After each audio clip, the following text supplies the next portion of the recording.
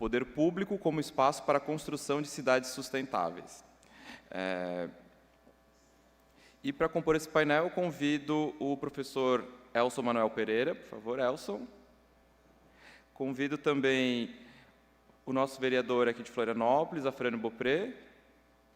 E convido também a nossa convidada de hoje, Sabrina Schneider. Por favor.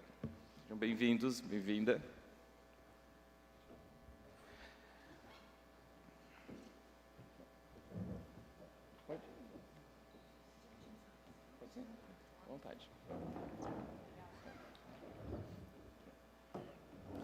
Então, antes de passar a palavra aos nossos palestrantes, só fazer uma rápida leitura aqui de um currículo resumido de cada um. O professor Elson, ele é professor titular da UFSC, da Universidade Federal de Santa Catarina, é pesquisador do CNPq, graduado também pela UFSC, tem doutorado em urbanismo pelo Instituto de Urbanismo de Grenoble e pós-doutorado no Instituto de Geografia de Alpina, em Grenoble, na França. Atualmente é professor de planejamento urbano do curso de graduação em Geografia da UFSC e professor do programa de pós-graduação em Geografia também na UFSC. Foi candidato a prefeito de Florianópolis em 2012, 2016 e 2020. O vereador Afrânio Beaupré, ele é economista e doutor em Geografia pela UFSC, foi vice-prefeito de Florianópolis no governo popular entre 1993 e 1996 e deputado estadual em Santa Catarina entre 2003 e 2007. Foi presidente nacional do PSOL entre 2010 e 2011 e aqui na Assembleia Legislativa de Santa Catarina ele presidiu as comissões de Tributação e Finanças, de Turismo e Meio Ambiente e Trabalho e Serviço Público. Como vice-prefeito de Florianópolis, ele foi o responsável pela criação da Fundação Municipal do Meio Ambiente de Florianópolis, a Floram. Atualmente, como eu já disse, ele é nosso vereador aqui em Florianópolis pelo PSOL. A Sabrina Schneider é ativista ambiental e servidora pública na Câmara de Vereadores de Itajaí, onde preside a Comissão de Gestão Ambiental. É formada em Direito, pós-graduada em Gestão Ambiental e Sustentabilidade e tem se dedicado nos últimos anos à construção da cultura socioambiental dentro da Câmara, por meio de educação ambiental, do trabalho e em parceria com a intersetorialidade. Bom, acho que podemos começar. Alguém deseja começar primeiro? Professor Elson, então, pode dar início? Aí, 20 minutos, professor, daí eu vou te avisando. Tarde. Uma boa tarde a todos e a todas presentes ou nas redes sociais. Uma boa tarde especial aqui ao vereador Afrânio, a Sabrina, ao Rodrigo, agradecendo o convite da participação nessa mesa, em que eu pretendo pontuar 3 elementos para reflexão acerca dessa temática que seria o poder público como espaço para a promoção de cidades sustentáveis. Claro que eu vou dar o enfoque do planejamento urbano, do urbanismo, como alguém que tem não só estudado a questão, como tem atuado também como coordenador de planos diretores, não só no Estado, como em outros lugares do Brasil, e observando como que esses processos de construção de legislação municipal são muito influenciados, como qualquer outra coisa, pela composição da sociedade onde está sendo implantado. Refletir sobre o poder público como espaço para a promoção de cidades sustentáveis é, primeiramente, refletir, e aí, nesse aspecto, o espaço que nós estamos ocupando diz muito respeito, refletir sobre o marco legal que indica como o poder público deve situar-se, como deve agir diante dessa questão. E nós temos uma legislação muito boa nesse aspecto. O Brasil tem uma legislação muito boa, e pensando na cidade, a principal lei que orienta as cidades brasileiras, os seus gestores, é o Estatuto da Cidade, a Lei 10.257, e que, no seu artigo 2º, já deixa muito claro qual é a sua visão de sustentabilidade. O Estatuto da Cidade fala que a política urbana tem por objetivo ordenar o pleno desenvolvimento das funções sociais da cidade e da propriedade urbana, mediante as seguintes diretrizes gerais. E a primeira, que é só que eu vou ler, diz o seguinte: garantia do direito a cidades sustentáveis, entendido como direito à terra urbana, à moradia, ao saneamento ambiental, à infraestrutura urbana, ao transporte e aos serviços públicos, ao trabalho e ao lazer para as presentes e futuras gerações. Portanto, é um conceito de sustentabilidade amplo, não apenas do ponto de vista ambiental, mas também a sustentabilidade social, sustentabilidade econômica, para as nossas gerações e as futuras. Bom, o Estatuto da Cidade ele é fruto de uma luta social. Ele não surgiu a partir de uma reflexão de gabinete. Ele já surge, pela primeira vez, a reflexão, no início da década de 60. Antes do golpe militar de 64, havia uma reflexão muito crítica sobre a situação urbana brasileira, principalmente sobre a questão habitacional. O Brasil estava mudando a composição da população em seu território, de rural para urbano, e a cidade, ou as cidades, as metrópoles que estavam surgindo, apresentavam graves problemas sociais. E em 1963 aconteceu um encontro em Petrópolis, no interior do Rio de Janeiro, organizado pelo Instituto dos Arquitetos do Brasil. E nesse encontro, conhecido como Encontro de Quitandinha, porque aconteceu no Hotel Quitandinha, ele fez o evento, preparou os seus anais, e as conclusões do evento, um verdadeiro diagnóstico muito crítico sobre a cidade naquele momento. Eu não vou, evidentemente, ler todo o documento, mas eu trouxe 2 elementos que eu acho importante para a gente pensar o quanto que esse movimento que surge há 60 anos atrás continua atual e precisa ser resgatado. O documento diz o seguinte: a situação habitacional no Brasil caracteriza-se pela desproporção cada vez maior nos centros urbanos entre o salário e a renda familiar e o preço de locação ou de aquisição da moradia, dado que o significativo número de habitações construídas tem se destinado quase exclusivamente às classes economicamente mais favorecidas. E continua o documento mais adiante: entre os direitos fundamentais do homem e da família, se inclui o da habitação, e sua realização exige limitações ao direito de propriedade e uso do solo. Repito, exige limitações ao direito de propriedade e uso do solo, e se consubstancia numa reforma urbana considerada como o conjunto de medidas estatais visando a justa utilização do solo urbano, a ordenação e ao equipamento das aglomerações urbanas, ao fortalecimento da habitação condigna a todas as famílias. Isso dito há 60 anos atrás, exatamente 60 anos atrás. E a gente pode se perguntar como está a realidade hoje. E, rapidamente, a gente pode dizer que a cidade brasileira, hoje, ela se caracteriza, primeiramente, por cidades muito segregadas. Tanto autossegregadas, por aqueles que optam por morar em lugares exclusivos. O Brasil é um dos países do mundo que mais tem condomínio fechado, juntamente com os Estados Unidos e a África do Sul.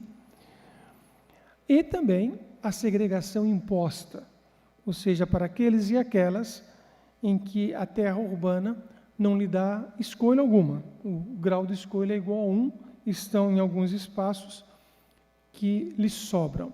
E a pergunta é, que locais lhes sobram? E se nós pegarmos a legislação brasileira, do ponto de vista ambiental, ela condiciona a ocupação das nossas cidades. E esse condicionamento diz que é proibido você empreender, do ponto de vista legal, nos topos de morro, nos manguezais, ao longo dos cursos d'água, em dunas, em áreas alagáveis. Ora, se o mercado não pode empreender nessas áreas, sobra essas áreas exatamente para aqueles e aquelas que não podem, não são solváveis no mercado formal. Então, o que lhe sobra é exatamente os espaços que a lei proíbe que se empreenda.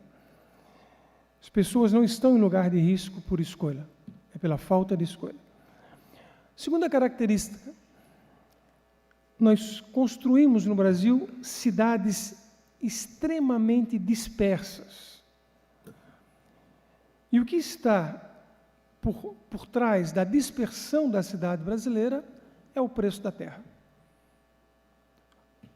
A ocupação das franjas, das áreas mais longínquas dos centros das nossas cidades são feitas porque lá o preço da terra é mais barato e as populações de mais baixa renda ali se localizam. Então, o que sobra para as populações de baixa renda é exatamente a periferização das nossas cidades.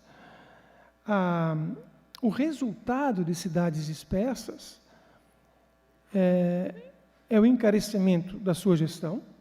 Vocês imaginam que a prefeitura tem que dar conta de toda a infraestrutura para a cidade localizada sobre um território muito amplo. É consumidora de espaço, inclusive ocupando espaços que deveriam ser preservados ou destinados a usos agrícolas. São cidades, além de caras, além de consumidoras de espaço, consumidoras de tempo, principalmente de deslocamento das pessoas que moram nesse espaço.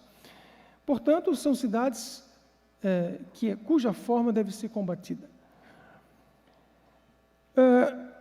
A segunda característica, ou melhor, a terceira característica que eu queria trazer, entre as muitas possíveis da cidade brasileira hoje, é que as elites econômicas na cidade, elas são representadas principalmente pela produção imobiliária, hegemonizam as ações do Estado, principalmente nos poderes locais.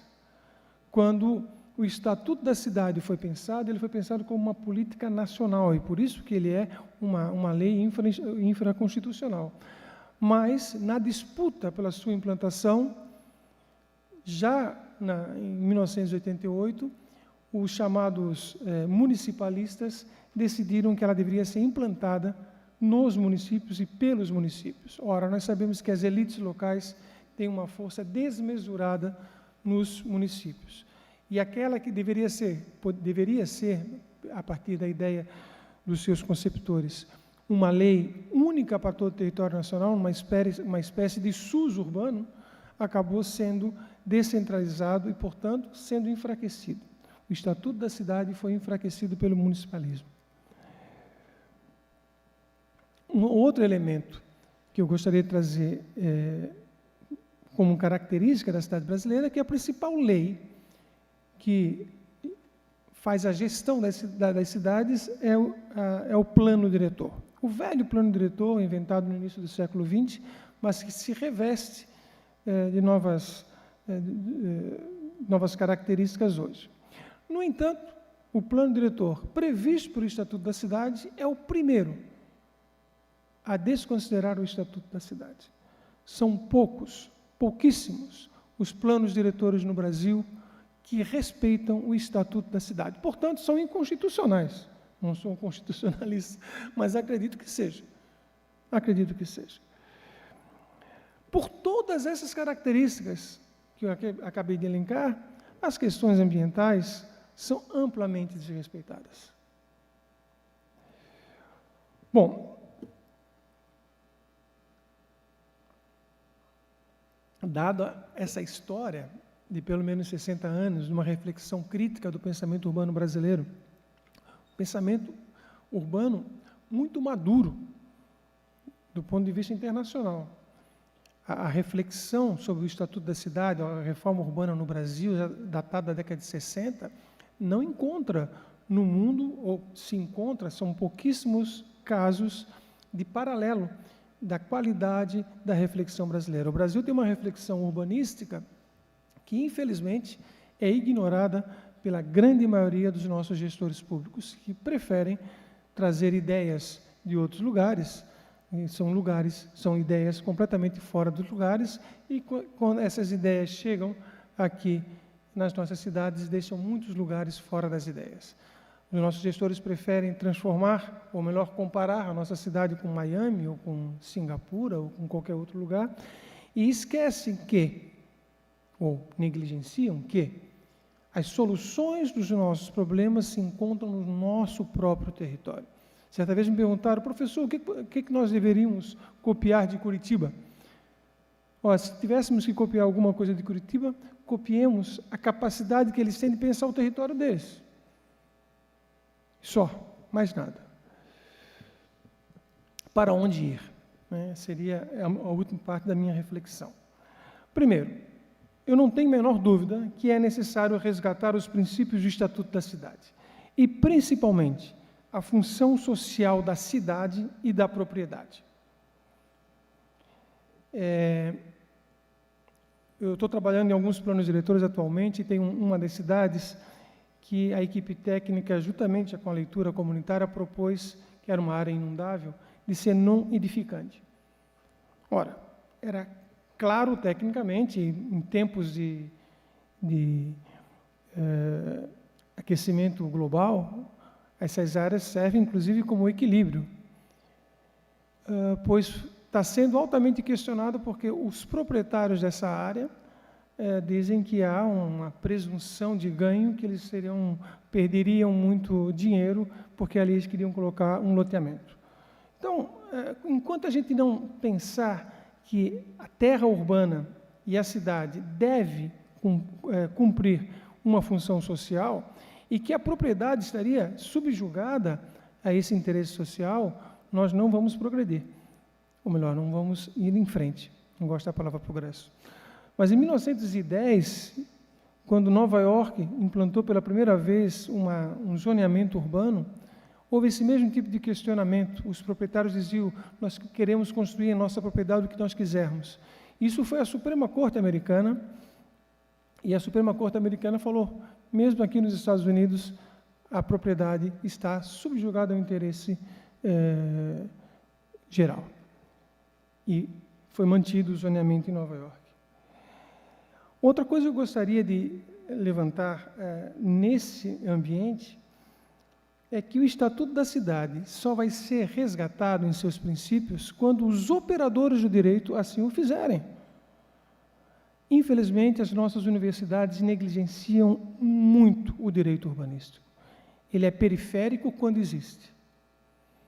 Então, quando acontece, por exemplo, um pedido de restituição de posse de uma área ocupada há 10 anos, o operador do direito responsável vai colocar acima do direito da habitação o direito da propriedade, quando os dois são princípios constitucionais.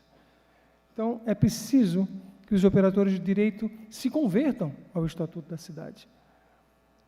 O segundo elemento que eu gostaria de trazer, já em função daquilo que eu falei anteriormente, é que é necessário a gente limitar o crescimento urbano das nossas cidades. Não é possível que, a partir da ideia do imaginário dos prefeitos de querer aumentar sua capacidade de arrecadação a partir do IPTU, façam perímetros urbanos alargados, que deixam grandes vazios urbanos e que consomem espaço, que tornam as cidades caras, que tornam as cidades quase sem capacidade de gestão. Ainda, quem regula a implantação do perímetro urbano nas nossas cidades é o Código Tributário Brasileiro, por incrível que pareça. Então, essa cidade expandida, como eu já falei, ela é ruim sob todos os pontos de vista, inclusive do ponto de vista ambiental. E, principalmente, eu diria, as cidades, algumas cidades europeias têm cada vez mais trazido a ideia da densidade urbana como elemento de combate ao consumo de combustível. Cidades dispersas são cidades consumidoras de combustível e hoje combustível fóssil. terceiro elemento que eu gostaria de trazer na linha de para onde ir é trazer o debate ambiental para os gestores da cidade. Parece que não chegou ainda. Ainda se finge que não há aquecimento global. Ainda se finge que o futuro não chegou. O futuro anunciado dos desastres ambientais chegou. Nós estamos, aqui no sul do Brasil, a gente está vendo coisas que a gente não via há alguns anos atrás. Nós estamos vendo seca na Amazônia. Então, se a gente continuar pensando, enquanto gestor público, a partir da ideia de que a cidade é apenas um elemento para aumentar a rotação do capital e torná-la mais rentável, a gente vai estar cada vez mais longe de uma responsabilidade ambiental. Ainda se atenuam os efeitos climáticos. Ainda se atenuam os efeitos climáticos. A cidade, apesar do território muito pequeno que ela ocupa no território nacional, vocês vão ficar talvez surpresos, mas a cidade no Brasil ocupa menos de 1% do território do Brasil. Menos de 1%. E bem menos que 1%. Ela aglomera nela a grande maioria das pessoas. Então, se nós não pensarmos a cidade a partir da centralidade da pessoa e não da economia, de um novo humanismo, nós estaremos fadados, certamente, a destruirmos a nós mesmos. E, daqui a pouco, de maneira irreversível. Então, eu gostaria, Rodrigo, de trazer esses elementos para o debate,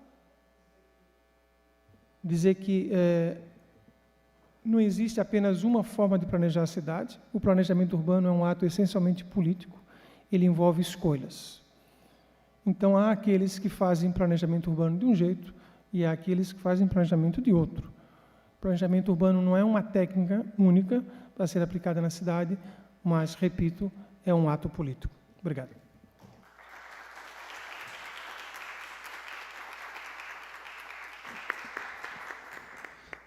Muito obrigado, Elson, pela explanação. Passo a palavra, então, agora à Sabrina para as suas colocações. Por 20 minutos, Sabrina. Eu vou te avisando do tempo. Tem o slide? Tem. Deu 20, acho que um pouquinho religioso. Ele vai colocar o slide? Então, acho que a Frânio. Queres falar, já que... Pode ser, então, queres falar daqui, do culto? Para ver a apresentação dela.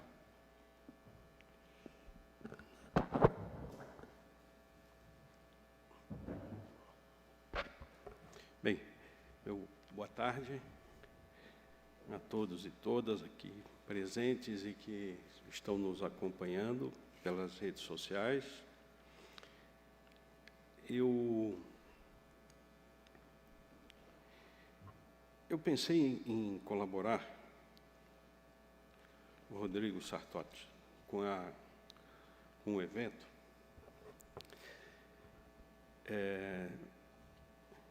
organizando um pouco as minhas ideias a partir do próprio título sugerido para que fôssemos abordados, para que fosse abordado o tema.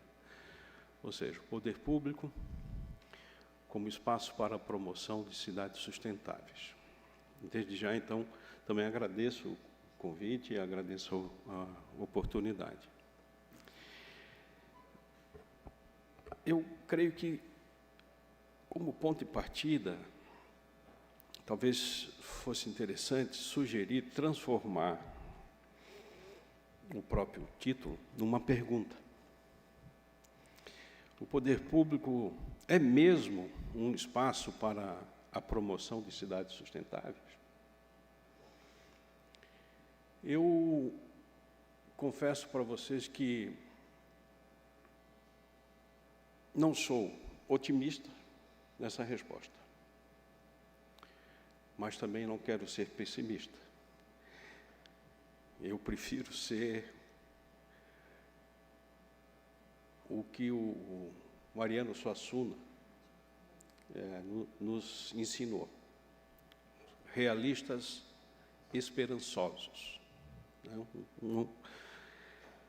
E eu começaria dizendo que, se eu interpretar o poder público como Estado, seja ele na sua esfera judicial, legislativa, executiva,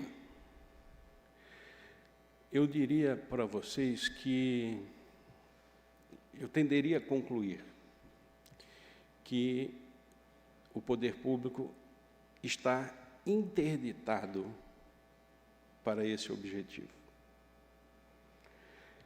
Ele está interditado para esse empreendimento de promoção de cidades sustentáveis. E eu começaria sustentando essa minha afirmação, trazendo um elemento que eu considero um elemento de fundo, para que possamos, inclusive, entender essa interdição. E eu recorro ao professor Perry Anderson, que nos afirma, dizendo o seguinte, eu vou ler aqui a frase específica dele, em que eu considero que ela é uma explosão para debate. Ele analisa o avanço das ideias neoliberais no mundo e localiza, inclusive, que essas ideias, o que ele chama de uma doutrina, diferentemente de ciência, porque a ciência exige comprovação, e a doutrina não. Então, ele traz a ideia de que o neoliberalismo é uma doutrina, não é uma ciência. E, se colocado, inclusive, à prova, diante da sociedade que vivemos, a sociedade que tornou-se cada vez mais complexa, o neoliberalismo reúne profundas limitações para dar conta daquilo que ele se propõe e não consegue efetivar. Principalmente eu estou me referindo à política econômica decorrente da doutrina neoliberal, que seria defender a ideia do equilíbrio sistêmico da economia. E o professor Perry Anderson, então, vai dizer que, quaisquer que sejam as limitações que persistam contra a sua prática, o neoliberalismo, como um conjunto de princípios, reina soberano por todo o globo. A ideologia mais bem-sucedida da história mundial. Essa é o que eu chamei de uma razão de fundo para a interdição do poder público para a promoção de cidades sustentáveis. E vou desenvolver essa ideia. E depois tentarei trazer outros elementos dentro do meu tempo. Mas o poder público, entendido como eu bem coloquei lá no começo, nós vivemos hoje a era que prevalece um princípio. Deixa eu desligar aqui. Prevalece um princípio que diz assim: o melhor governo é o que menos governa.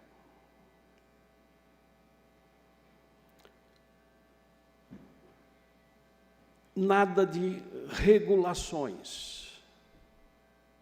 O capital não aceita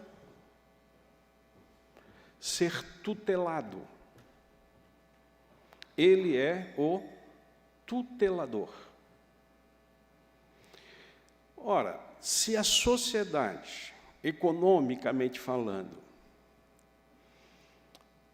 a tese que prevalece é a tese da não regulamentação, e é a favor de uma dinâmica cujo princípio que rege o capital é o lucro, é a sua acumulação, as regras ambientais, mesmo quando já constituídas, elas estão sendo desconstruídas, elas estão sendo descumpridas para cada vez mais abrir vias e ampliar as condições gerais para a acumulação do capital. Logo, o princípio da ideia da sustentabilidade, ou do desenvolvimento sustentável, e eu não vou aqui também me estender sobre os 5 elementos do Inácio Sachs, quando traz a ideia da sustentabilidade, mas, sobretudo, localizar que a sustentabilidade, essa palavra, ela está hoje extremamente distorcida, mal aplicada propositalmente. Propositalmente. Mas ela implica, ao contrário, ela implica em regramento. Por quê? Porque a tese que nasce sobre desenvolvimento sustentável, onde antes se usava nos cursos de economia, nas teorias econômicas, a tese do crescimentismo, em que a economia tinha que crescer. E nasce uma corrente de pensamento anticrescimentista que traz a ideia do desenvolvimento. O crescimento está mais relacionado à quantidade e o desenvolvimento está relacionado à qualidade. Por isso é possível dizer, a cidade que cresce não necessariamente se desenvolve. E não necessariamente uma cidade, para ser desenvolvida, tem que ser uma cidade grande crescentemente. Então, a ideia do desenvolvimento sustentável nasce como ideia de dar freio, de segurar o crescimento. Se é necessário segurar e dirigir para uma perspectiva ambiental, de proteção, não há como conseguir fazer isso sem regulamentações, sem participação de um Estado e de um poder público regulamentador, disciplinador, tutelador, inclusive, do afã do capital em permanente e incessante rota de acumulação.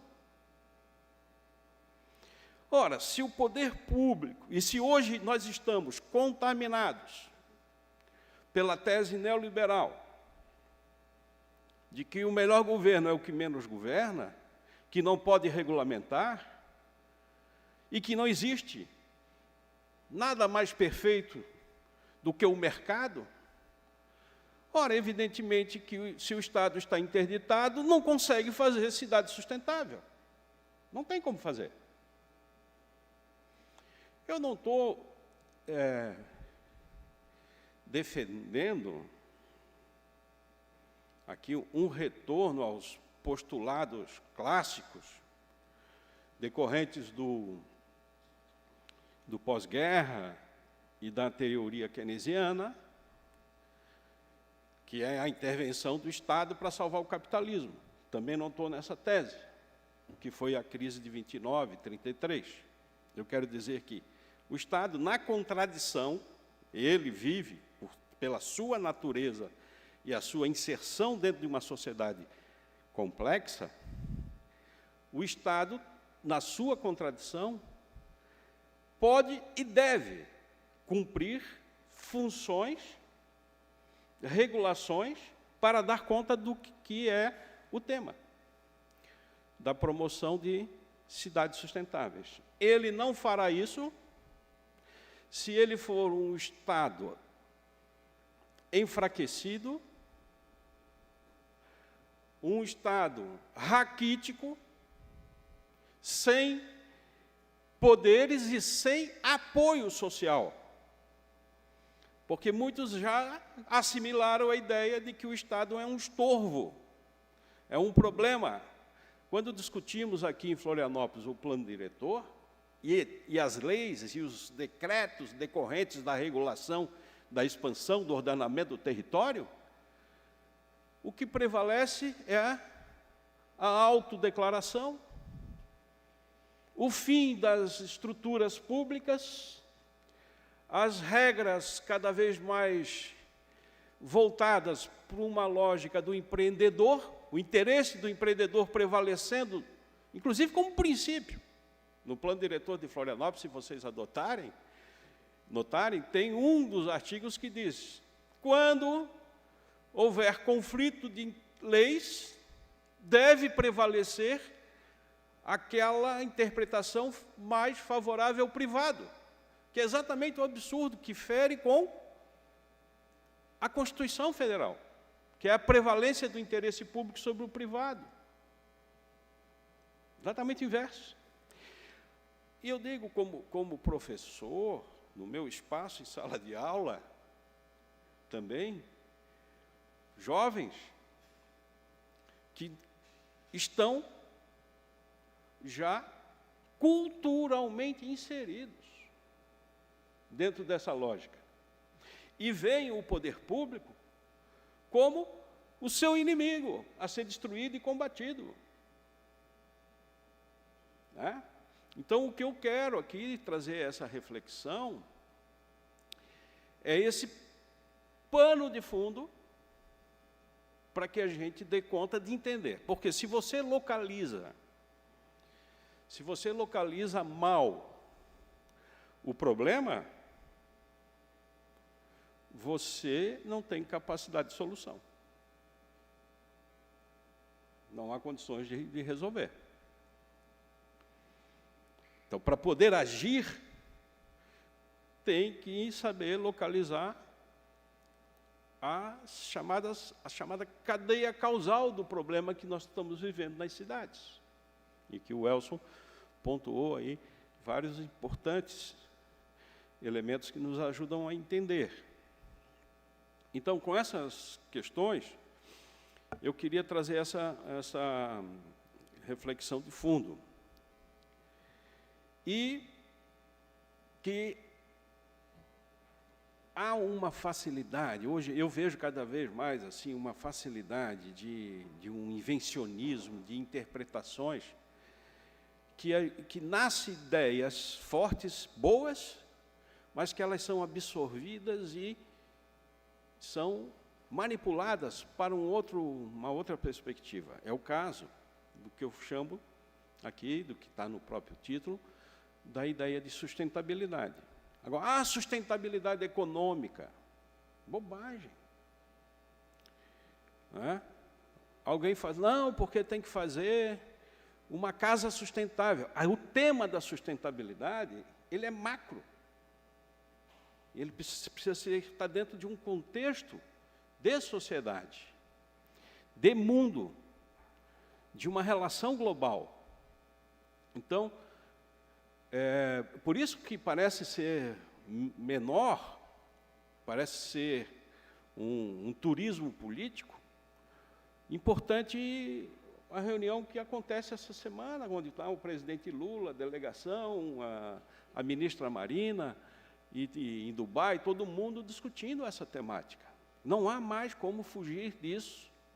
Né? O que o Elcio disse, o futuro climático, da ameaça climática, já chegou. Né?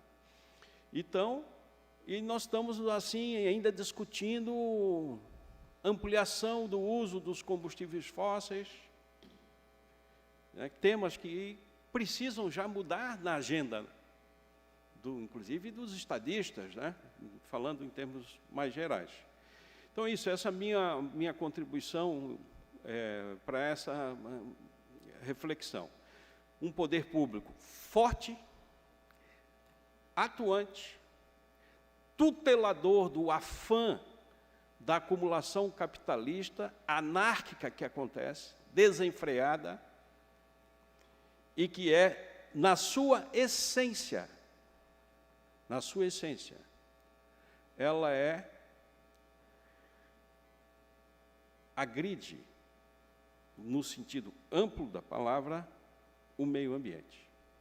Então, não haverá, no meu modo de entender, para concluir, cidades sustentáveis sem um poder público fortalecido, cujo o momento que estamos vivendo é inverso. É de enfraquecimento, é de regressão, é de uma falsa liberdade, né, que está sendo apresentada como a solução de todos os problemas. E que o Estado, ele é o problema, de que o poder público é o problema, e tem que afastar e desconstruir as funções do poder público. É isso. Obrigado.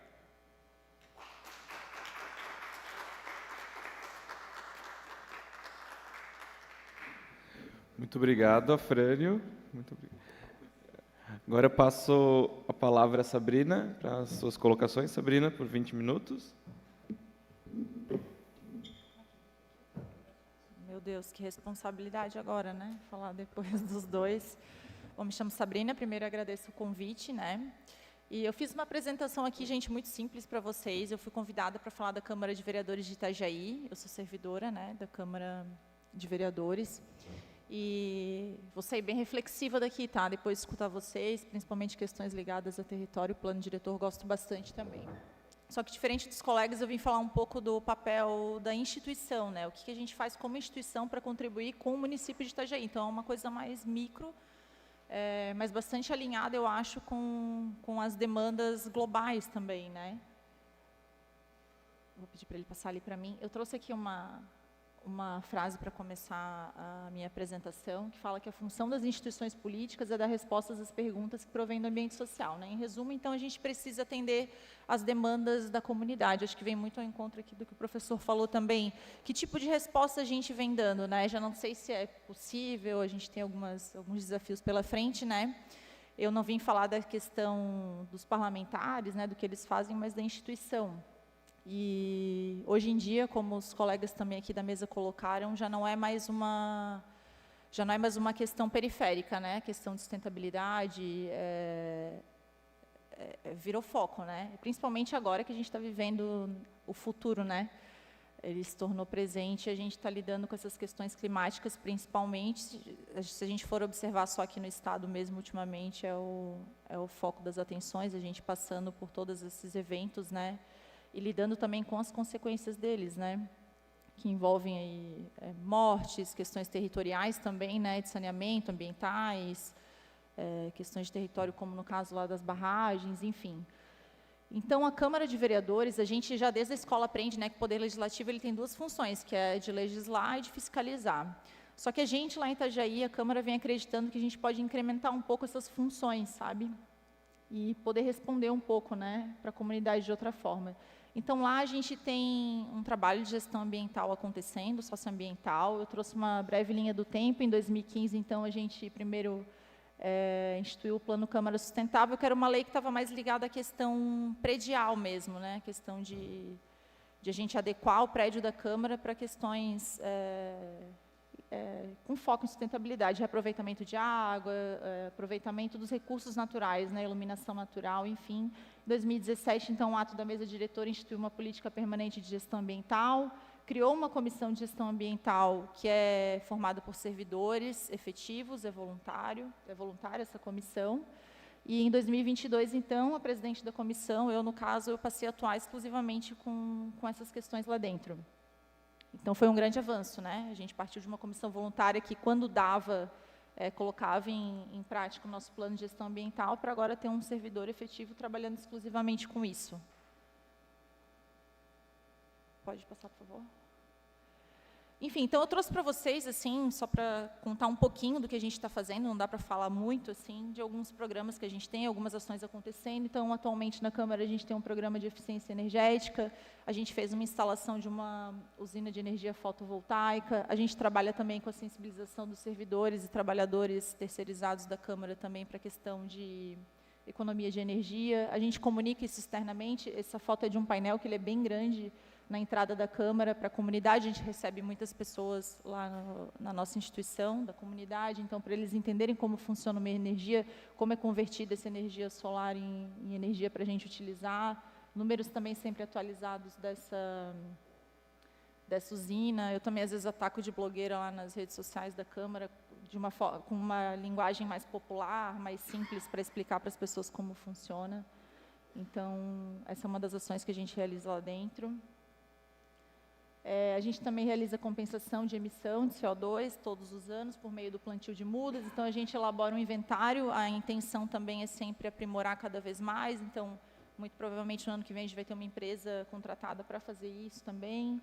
Nos últimos 3 anos, plantamos 300 mudas. A ideia é sempre plantar em áreas urbanas também, em bairros mais periféricos também, né, não no centro, porque, geralmente, os centros da cidade são bem cuidados, né? As pessoas olham bastante, então a gente está plantando em bairros um pouco mais afastados do centro.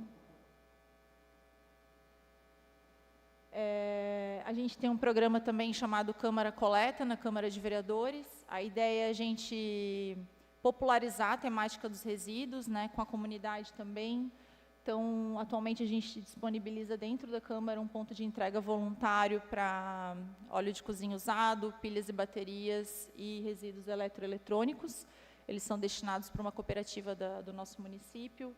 A gente também sensibiliza servidores e trabalhadores da CVI para essas questões de resíduos com ações de sensibilização. Depois eu vou mostrar algumas fotos. Muitas ações em parceria com outras instituições. A gente trabalha muito com essa questão de unir os setores, né? Inclusive com seminários, palestras, enfim. E esse ano a gente também teve a primeira edição de uma campanha chamada Coleta Premiada, também realizada em parceria com a Secretaria de Educação e a cooperativa Recicla Vale, onde a gente arrecadou em 9 dias de campanha quase 23 toneladas de resíduos eletroeletrônicos. E isso gerou mais de R$25 mil em renda para a cooperativa. Esse dado até está um pouquinho antigo, eu preciso atualizar com eles, quando eles estavam fazendo ali a separação. E a gente distribuiu R$35 mil em premiação para as escolas, para as unidades da rede de ensino municipal que participaram dessa campanha. Eu trouxe algumas imagens, ali o nosso ponto de entrega voluntário, ações de sensibilização. Ixi, passou direto. Ali a gente fez recentemente uma ação de sensibilização numa limpeza de praia com servidores e familiares, então as crianças ali. Aqui o seminário da Semana Lixo Zero, né? Então, o deputado Marquito foi convidado para participar também. E ali, a gente com o pessoal da cooperativa, a entrega da premiação da campanha Câmara Coleta também, que foi lá com as unidades da rede municipal de ensino. Recentemente, também, a gente aderiu à A3P, que é a Agenda Ambiental da Administração Pública. É um programa do Governo Federal, do Ministério do Meio Ambiente e do Clima. A gente já tinha há muito tempo esse desejo de integrar essa agenda. O programa ficou paralisado aí nos últimos anos, agora retomaram. Então, a gente conseguiu finalmente realizar a adesão, foi publicado agora em setembro. E já no mês de outubro, a gente realizou uma reunião na Câmara de Vereadores também. Então, o Pablo veio lá de Brasília para participar e a gente reuniu os parceiros da 3P de Santa Catarina ali na Câmara de Vereadores. A gente também participa do programa Selo Social, Itajaí tem, então é um programa do município que ele premia por meio dos projetos que a gente inscreve, boas práticas ligadas aos objetivos do desenvolvimento sustentável. Então, você recebe o selo de acordo com os projetos apresentados, com metas, né, dentro de cada um dos objetivos. Esse ano a gente recebeu 13 selos com os nossos projetos. Eu falei de alguns poucos aqui para vocês, né, mas temos outras coisas acontecendo lá, e também um projeto de destaque. Na Câmara de Vereadores também a gente tem um serviço que chama Balcão da Cidadania, onde a gente atende a comunidade. Lá as pessoas podem fazer pedidos de segunda via de certidões, né, de forma gratuita, então certidão de óbito, nascimento, de casamento. A gente tem uma central de documentos perdidos, a gente tem sempre um procurador à disposição da comunidade para orientação jurídica, a gente confecciona currículos, a gente tem acesso cidadão, são computadores disponíveis para a comunidade também. E o balcão de empregos, né, que é uma parceria com outro órgão municipal, então a gente encaminha as pessoas. Nesse ano, esse dado é eu peguei quarta-feira, a gente já teve 19 mil atendimentos, e de 2009, quando o balcão foi criado, até 2023, foram aí mais de 248 mil atendimentos da comunidade. É um trabalho que nos orgulha bastante, assim, a gente gosta muito. Aqui são fotos do balcão em ação, então, em alguns momentos do ano, a gente realiza uma atividade também, né, mostrando o poder da intersetorialidade dos setores reunidos.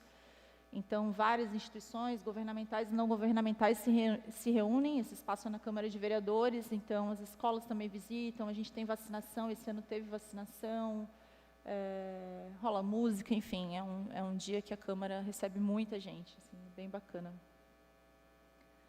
A gente também tem uma escola do Legislativo, chamada Rosa Maria Heleno Schutt, acertei, né? E que foi um passo bem importante para a gente também. Há muito tempo a gente queria ter a escola do Legislativo lá. E eu trouxe para falar para vocês de 2 projetos da escola do Legislativo que a gente também tem bastante carinho. Um deles é o Câmara Mirim, né, que é um projeto de educação política e cidadã destinado para alunos do 9º ano do ensino fundamental. Então, eles vivenciam o processo eleitoral e também legislativo. Porque, apesar de só o 9º ano poder ser vereador mirim, né, os representantes eleitos, os outros alunos podem votar também. E tem o trabalho deles, eles se reúnem uma vez por mês, né, para fazer a sessão deles, os vereadores mirins, e eles, então, fazem requerimentos para os vereadores da Câmara de Vereadores. E tem requerimentos, indicações muito interessantes, por exemplo, para unificar as bibliotecas das escolas municipais com a biblioteca municipal da cidade, requerimentos para que todos os parques da cidade sejam adaptados, né, voltados para essa questão da acessibilidade, para que todas as crianças possam brincar. Que mais eu já nem... Tem projetos bem legais. E temos o Qualifica CVI também, que é um programa de qualificação profissional destinado à formação contínua e permanente dos servidores da casa. Então, onde a gente faz todo ano qualificação, a temática é muito ampla, sustentabilidade, acessibilidade, Libras, atendimento ao público, Lei Geral de Proteção de Dados, ODS também, educação financeira, enfim, a ideia é sempre manter os servidores da casa qualificados. Eu trouxe algumas fotos também, então o processo eleitoral do Câmara Mirim, ali os vereadores mirins também, né, na sessão deles, conversando com o vereador. Aqui a gente tendo uma palestra para os servidores sobre acessibilidade, parcerias também, né, por meio da Actec com a Escola do Legislativo da Alesc, uma palestra recentemente para vereadores e assessores, né, foi realizada na Câmara de Vereadores de Itajaí. Para além disso, também a gente tem uma preocupação muito grande com a questão de acessibilidade. O presidente atual da casa, ele é deficiente visual, né, então é uma preocupação muito grande dele. A Câmara de Vereadores ela é adaptada, né, para cadeirante, por exemplo, no nosso plenário. A gente tem banheiros para cadeirantes, para ostomizados também, o estacionamento também com vagas destinadas. A gente tem sempre intérprete de Libras nos nossos eventos ao vivo, né, nas sessões. A TV Câmara, então, agora tem também esse intérprete de Libras sempre à disposição. Então, assim, em resumo, depois de ouvir tudo que eu ouvi aqui de vocês, né, eu posso dizer que a Câmara, como instituição, ela está plantando uma semente, né? Eu acho que, para além da questão de legislar e fiscalizar, a gente, como instituição, pensa que se faz necessário incrementar, sabe, os nossos serviços, principalmente porque é uma demanda. Hoje, se tu for ler o relatório do clima, por exemplo, todas as instituições são chamadas a participar, né, desse processo e, de alguma forma, atuarem. E é o que a gente vem tentando fazer, né? Apesar dos desafios, das dificuldades, que a gente sabe que grandes organismos são mais lentos, né? Então, eu sempre falo que para órgão público nada é tão simples, questões de restrição orçamentária também, enfim. Mas a nossa ideia é sempre motivar para que outras câmaras, né, outros órgãos públicos também consigam, aos pouquinhos, irem trazendo, né, esses critérios de sustentabilidade. A gente também tem um trabalho que vem sendo realizado bem devagarinho com relação a licitações, né, as contratações e compras públicas, que é super importante. Hoje em dia, isso citando dados antigos, né, as compras e contratações públicas aí representam em torno de 10% a 12% do PIB brasileiro, então a gente é um regulador de mercado e de produto também, né? Então, a gente pensa que tem um papel muito importante, assim, que aos pouquinhos dá para a gente ir se adequando. Eu acho que é algo urgente, né, que as instituições públicas, o poder público precisa se atentar, para além da função dos parlamentares, né, que é super importante, muito mais importante, mais efetiva e maior, né, que alcança mais a comunidade, com certeza, legislando e fiscalizando. A gente, como a Casa do Povo, né, como eles chamam, a gente pensa que esse trabalho é bem importante. E a gente realiza, acho que o mais importante, assim, tudo que eu mostrei aqui, que é um pouco do que a gente faz, ele depende da união entre os setores e das parcerias. A gente não consegue realizar sozinho, principalmente por conta das nossas atribuições como Poder Legislativo. Então, eu sempre falo que, para botar o braço para fora da Câmara, a gente conta com os parceiros, né? Então, com as cooperativas, com instituições não governamentais, com as próprias secretarias, né, municipais. Então, um trabalho bem bacana que a gente está fazendo e que espera que possa inspirar outras instituições. E eu agradeço a atenção de vocês, espero que tenha contribuído de alguma forma para esse painel, né, tão importante. Se tiverem alguma dúvida, para quem quiser também conhecer a Câmara, a gente recebe bastante visitantes lá e tal. Fiquem à vontade. Obrigada.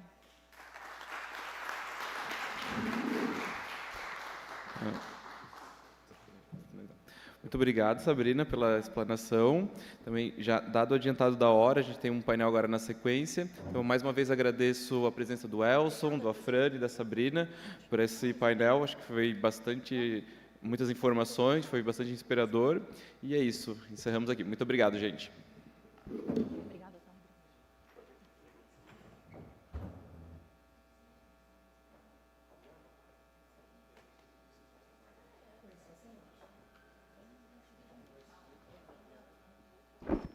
Obrigado aos palestrantes. Bem, continuando a nossa programação de hoje, nós temos agora sustentabilidade socioambiental e políticas públicas, com o professor Dr. Jorge Brown Neto, da UDESC, e o professor mestre André Manuel, da UDESC.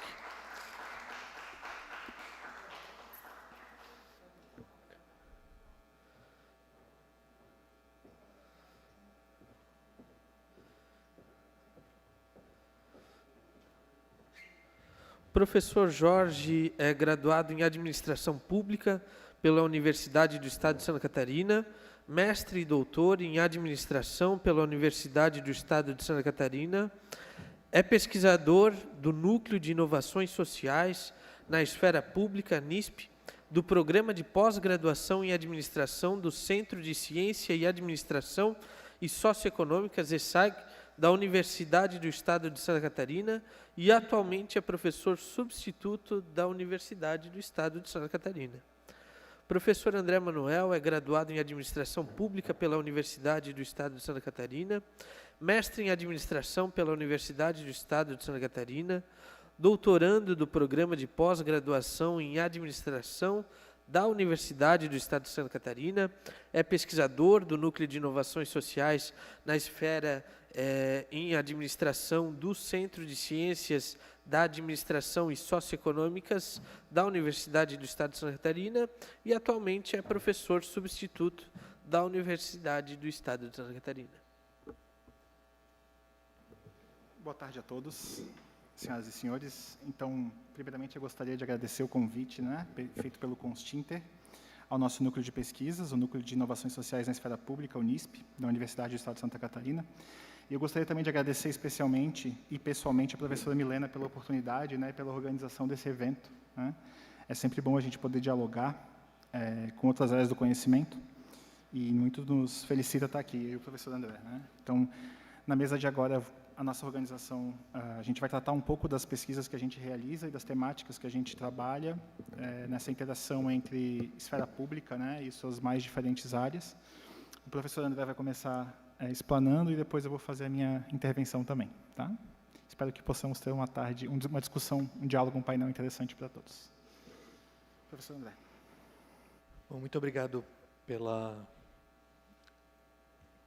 abertura, professor Jorge. Queria também reiterar os agradecimentos do convite que foi feito pelo nosso núcleo e dessa possibilidade desse diálogo interdisciplinar. Eu acho que esse é um pouco o tom da nossa fala, porque nós somos do campo da administração pública, essa é a nossa formação, nos formamos na mesma escola, somos colegas, e esse é um evento em que a gente majoritariamente vê pessoas da área do direito, é parte da nossa formação, mas acho que é um diálogo extremamente importante e é um pouco onde eu quero chegar com a minha fala. Como já foi falado, eu sou pesquisador do Núcleo de Inovações Sociais na Esfera Pública e faço parte de um programa de pesquisa, de extensão, em que tem uma interface muito grande com o ensino também, que é o Observatório de Inovação Social de Florianópolis, né? E é um pouco também sobre a experiência desse programa de pesquisa e extensão que eu gostaria de trazer aqui para vocês. O que eu pensei para essa fala, e eu vou pegar o cronômetro aqui para não me passar, mas basicamente são 3 questões que eu gostaria de trazer.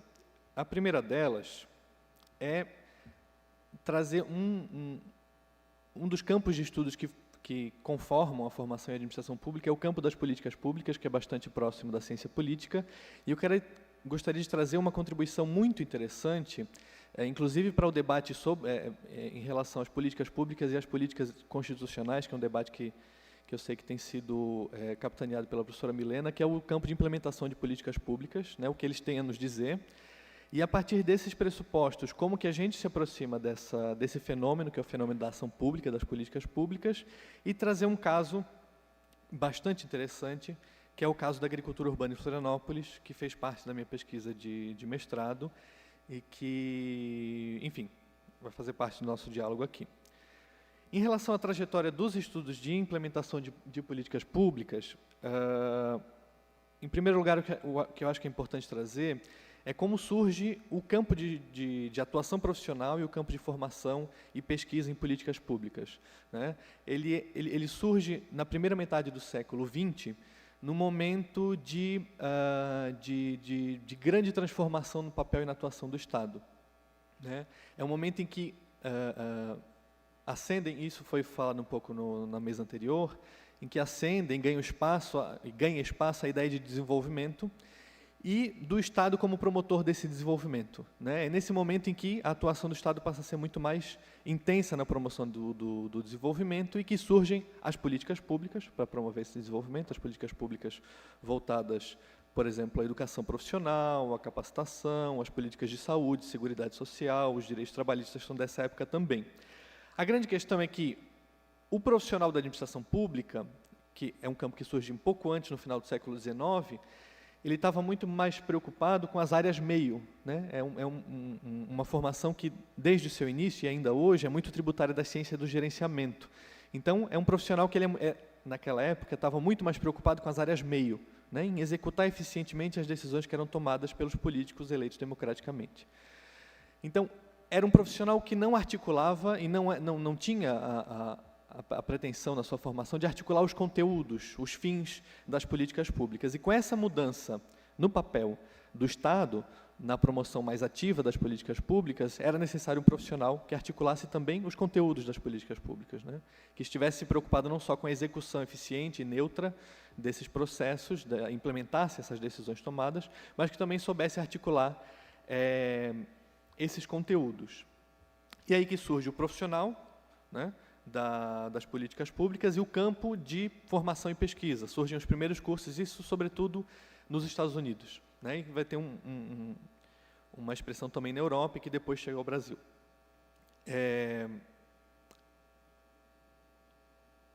E aí, qual que é a grande questão? Ele surge muito tributário da ciência política, então muito ciente dos processos políticos, mas aos poucos o campo das políticas públicas começa a interagir com o campo da administração pública e esse caráter político vai se perdendo, né? E vai se conformando uma abordagem muito mais racionalista, né?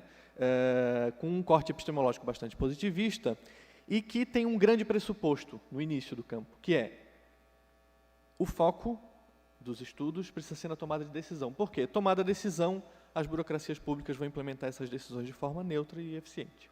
É isso, né? Com o tempo, e aí onde eu quero chegar nos estudos de implementação, porque houve uma descoberta da implementação. A implementação não era um problema, não era uma questão. Por quê? Porque os burocratas vão implementar as políticas públicas de forma neutra e racional.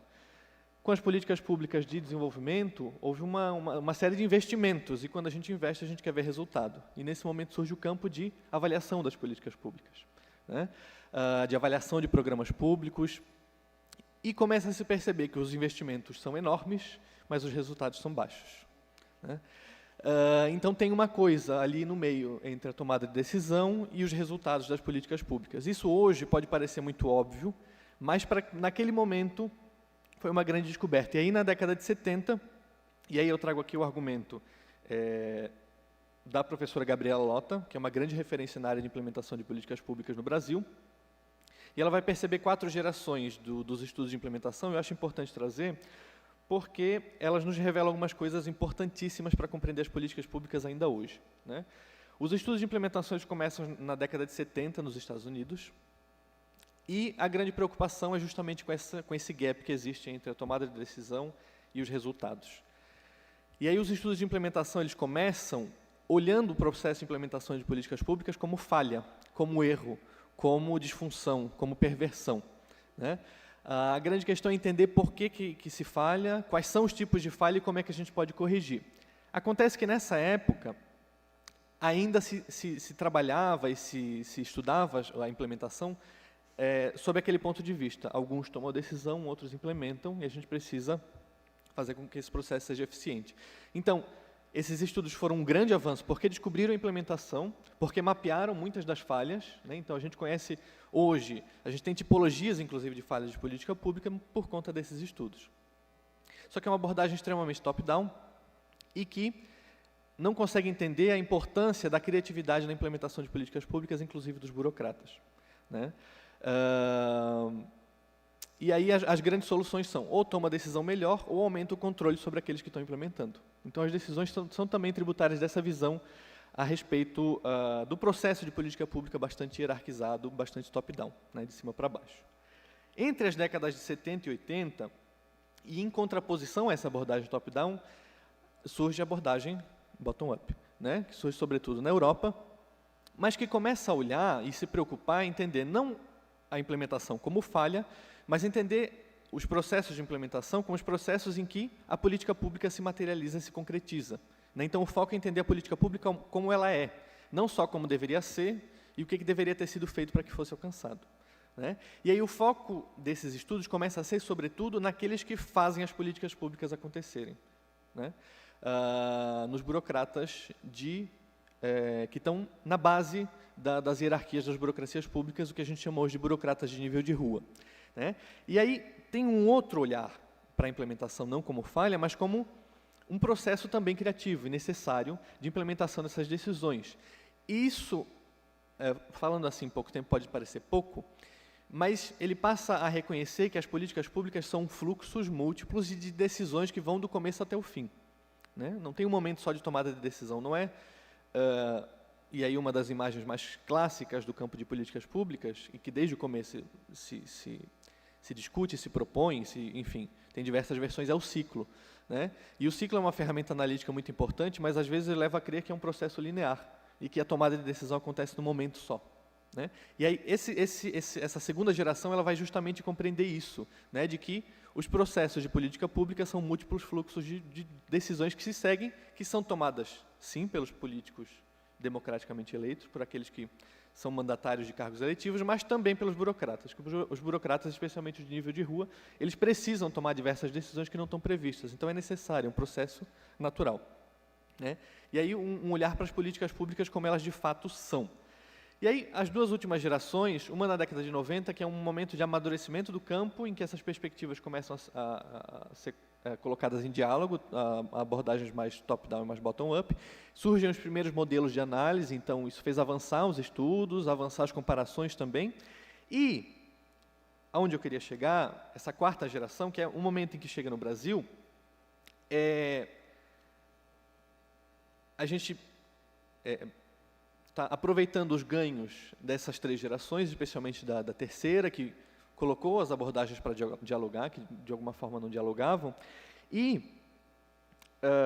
uma diversidade epistemológica, e, enfim, diversos modelos de análise que olham para perspectivas diferentes, nos mostram nuances diferentes do processo de implementação, mas também uma interação com outros campos de estudo e, sobretudo, uma preocupação com as novas formas de atuação estatal. A gente teve, nas últimas 4 décadas, muitas alterações nos padrões de atuação estatal, especialmente no Brasil, pós-redemocratização, uma série de interações entre Estado e sociedade na promoção das políticas públicas, não só na formulação e na tomada de decisão, mas também na implementação, tanto pelo processo da Constituinte, tanto pela última grande reforma do aparelho do Estado que a gente teve, que foi capitaneada pelo professor Luiz Carlos Bresser Pereira. E aí, os estudos de implementação nessa quarta geração estão preocupados com essa situação, né? E aí vem as discussões sobre governança pública, sobre a instrumentação da ação pública, as discussões sobre as interações socioestatais na implementação, dos novos arranjos e também das capacidades estatais, né? Que é uma discussão muito parecida aqui, busca compreender como se desenvolvem as capacidades de implementação de serviços, né? Quais são os dilemas, enfim. Esse é o primeiro elemento que eu queria trazer. O segundo, e aí, se puder passar os slides, é como a gente tem trabalhado, como a gente tem feito isso. E aí tem uma pergunta que fica, né? Dos estudos de implementação, a gente consegue perceber essa complexidade, que é a implementação de políticas públicas, que são as políticas públicas, que vão muito além da tomada de decisão e da normatividade, da regulação das políticas. Como é que a gente pode investigar e compreender melhor esses processos? E aí, óbvio, tem diversas formas, né? A gente está falando de um contexto pluralista, não só na democracia, mas também na construção de conhecimento, né? E a gente tem a nossa forma de fazer lá no NISP e no Observatório de Inovação Social de Florianópolis. Essas constatações que eu trouxe são pontos de partida para a gente, né? De que as políticas públicas não são processos racionais e lineares, são constituídas de múltiplos fluxos de tomada de decisão, são necessariamente produzidas na interação entre Estado e sociedade, e a gente adiciona para isso, nessa discussão, a discussão de inovação social, que é a compreensão de como ocorrem os processos de transformação do estado das coisas na sociedade.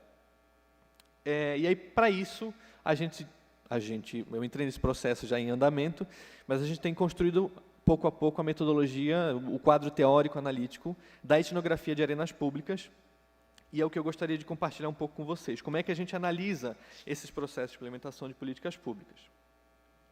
São 5 momentos assim de pesquisa e que revelam e trazem para o estudo das políticas públicas elementos diferentes. O primeiro elemento que vocês veem ali é a cartografia e análise da rede do que a gente chama de arena pública.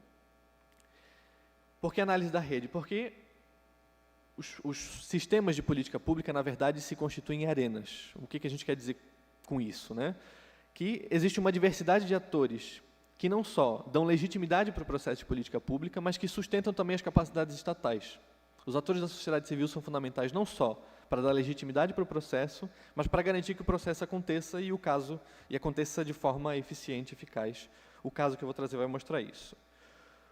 O segundo elemento é a identificação e observação das cenas de ajuste recíproco. Por quê? Esses processos, eles acontecem, os processos de política pública, em momentos de colaboração e de conflito. Muitas vezes de colaboração e conflito juntos, o tempo inteiro, entre esses diversos atores. Então, esses espaços são espaços institucionais, como, por exemplo, a Câmara Municipal, que é um espaço mais tradicional de deliberação, mas também os conselhos de política pública, os fóruns, as associações de moradores, as praças públicas, diversos espaços da cidade. As políticas públicas estão sendo discutidas, disputadas e construídas em conjunto. O terceiro momento, e não são momentos separados em estanques, né? A gente separa mais como uma forma de compreender, né? É a reconstituição e análise da trajetória das políticas públicas e das arenas públicas. Por quê? Porque as ações públicas elas nunca acontecem no vazio. E aí a gente pode ver a diferença, por exemplo, da implementação da política de saúde e desse caso que eu vou trazer agora, da política de agricultura urbana, que é muito mais emergente, muito mais nova, né? Porque tem toda uma cultura pública por trás daquilo, toda uma cultura e diversos elementos institucionais que importam para compreender as políticas públicas.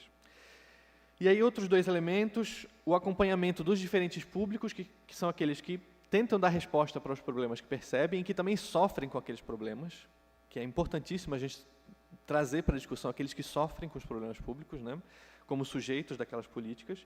E, por fim, a questão do compartilhamento, da colaboração e da atuação direta com aqueles que a gente está pesquisando, né, uma forma de fazer pesquisa engajada.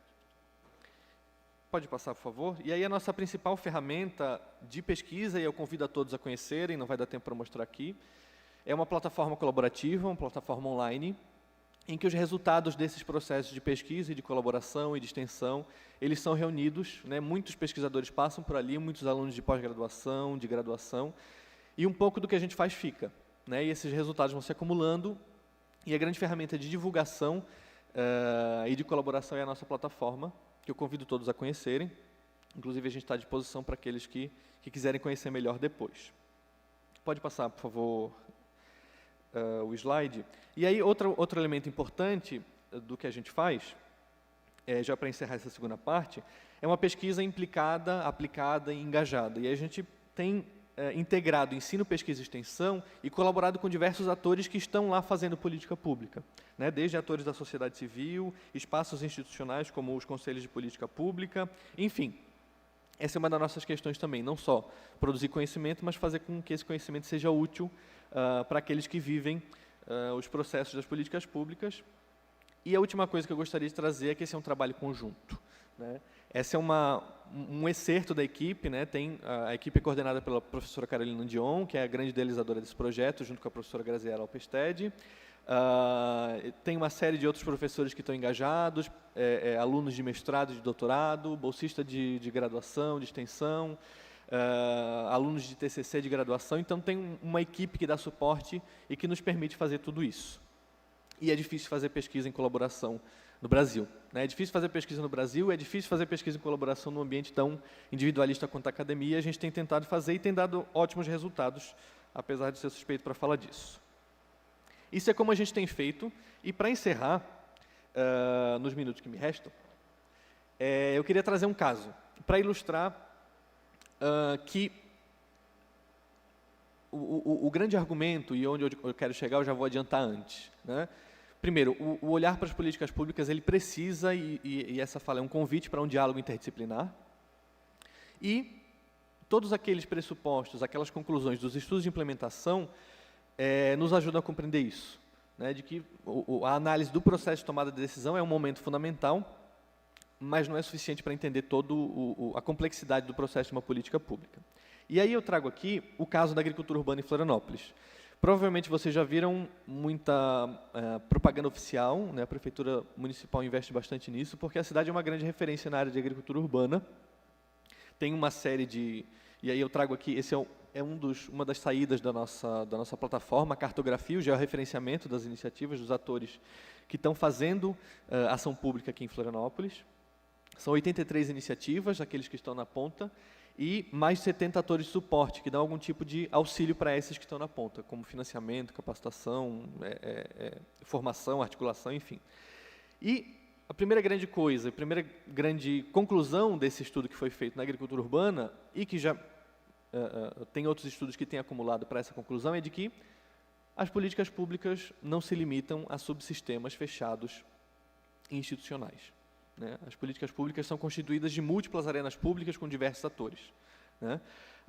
E aí tem diversas arenas que se cruzam nas práticas de agricultura urbana, que vão desde a segurança e a soberania alimentar, que talvez seja mais óbvio, porque a gente está falando de alimentação, mas também a questão da gestão de resíduo, da transformação dos ciclos de produção e consumo, a questão das relações entre o rural e o urbano, da própria gestão urbana, da governança urbana, enfim. A partir dessas práticas, uma série de questões da cidade se desdobram, né? E quando a gente acompanha em loco essas práticas, a gente consegue ver tudo isso.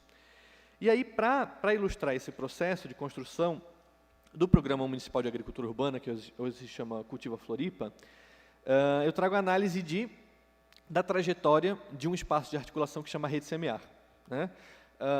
São 4 grandes momentos da trajetória da Rede Semear e que contam a história da política pública e das ações ligadas a essa temática aqui no município de Florianópolis. O primeiro grande momento a gente chamou de semeadura.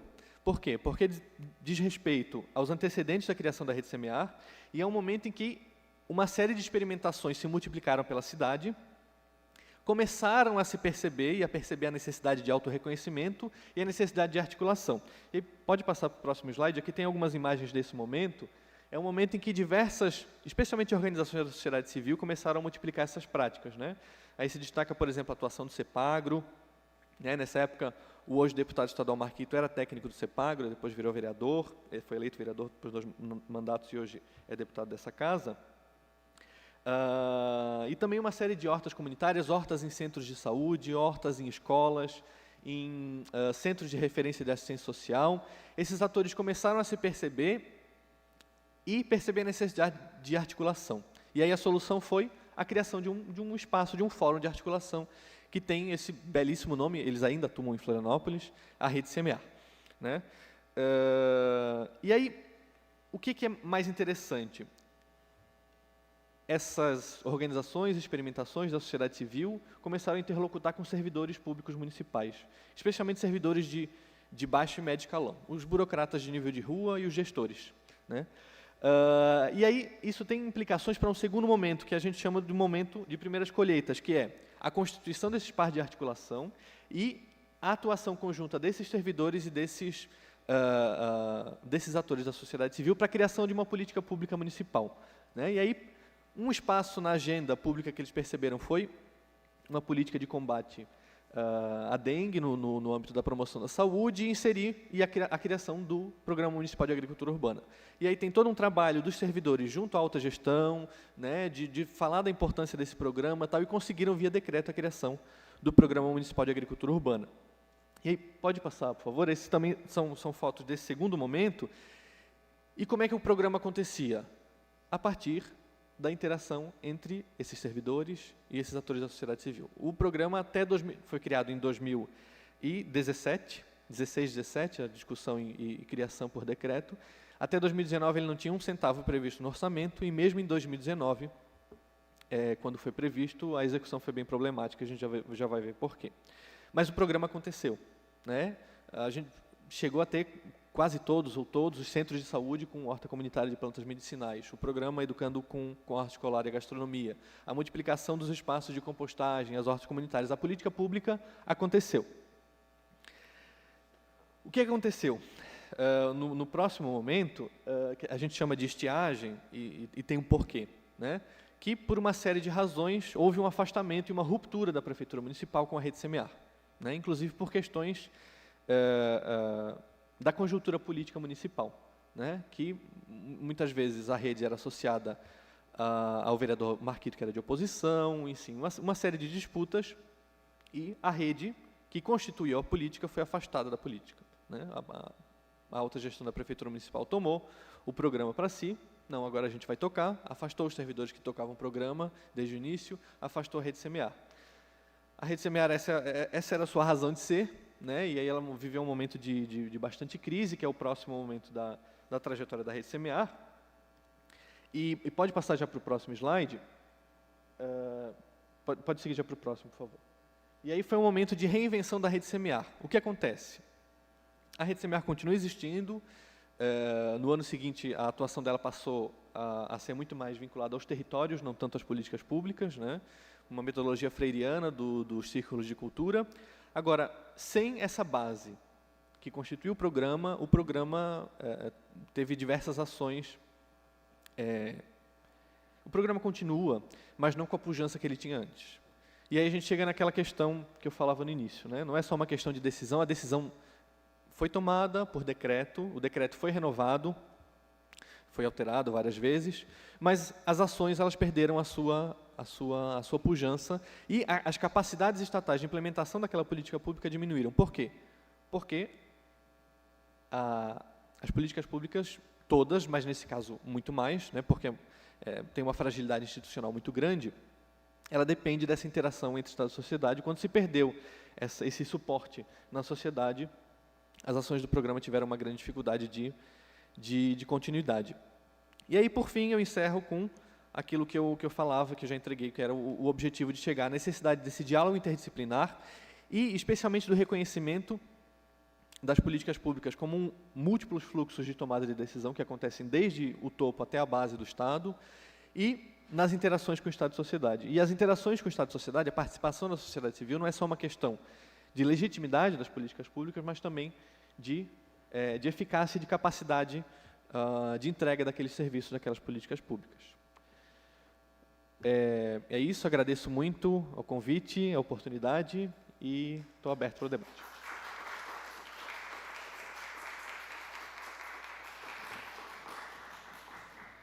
Muito obrigado, professor André, pela brilhante exposição. Agora, eu vou fazer a minha contribuição também. O Canva está aí ainda? Oi? Tranquilo. Aí.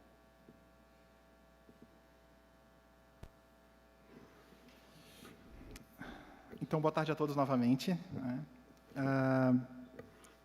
Quando eu vou participar de espaços de diálogo multidisciplinares, eu sempre gosto de deixar claro, né, como é o caso aqui do simpósio, o lugar da onde eu estou falando, né, do lugar da onde eu me posiciono, porque eu acredito que as nossas escolhas de carreira profissional, acadêmica, científicas, elas refletem a nossa forma de pensar e construir a visão de mundo sobre a própria realidade, né. Então, eu gostaria de deixar claro para todos que eu sou da administração pública, né, sou administrador público de formação, com a pós-graduação na administração. Então, eu vou falar a partir desse lugar, né, da administração, especialmente da administração pública. E a administração pública, assim como o direito, é uma ciência social aplicada, né? Então, ela é um espaço transdisciplinar por natureza, né, multidisciplinar.